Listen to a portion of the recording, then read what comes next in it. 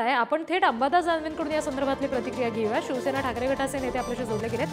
दानवेजी, आपण बघतोय की इतक्या मोठ्या प्रमाणात पक्ष मूळ स्वतःचा सोडून नंतर कवळ हाती घेतलंय, पण 106 जणांना भाजपने संधी दिली आहे। मुनगंटीवारांची प्रतिक्रिया जर काही क्षणापूर्वी तुम्ही ऐकली असेल तर ते म्हणतात की देशहितासाठीचा हा निर्णय पक्षाने घेतलाय।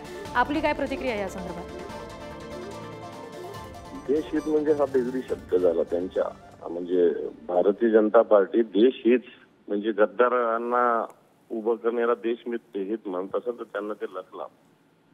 परंतु याच्यातला मूळ मुद्दा असा आहे की भाजपने लोक उभे केले 25%, इतर पक्षाचे हा विषय वेगळा, परंतु बेसिक काम करणारे जे लोक असतात, पक्षासाठी झटणारे, पक्षाच्या कित्येक कार्यकर्ते असे असतात की सतरंजी उचलण्यापासून वॉल पेंटिंग पासून लीडरशिप एक तयार होत असते आणि एक शेवटी मग एखादा जिल्हा परिषद, एखादं कॉर्पोरेशन असं करून मोठी मिळवून एक लीडरशिप असते आणि तिच्याकडे साफ दुर्लक्ष करून रेडीमेड लिडरशिप भारतीय जनता पार्टीने घेण्याचा प्रयत्न। या रेडीमेड लिडरशिपला भारतीय जनता पार्टीची जी मूळ विचारसरणी, ठीक आहे सुधीर बोलत असतील देशहित, परंतु जी मूळ विचारसरणी जिचं बेस संघाच्या मार्फत तयार झाले, RSSच्या मार्फत, इथे यांना मार्क्सुमी नाही बऱ्याच लोकांना।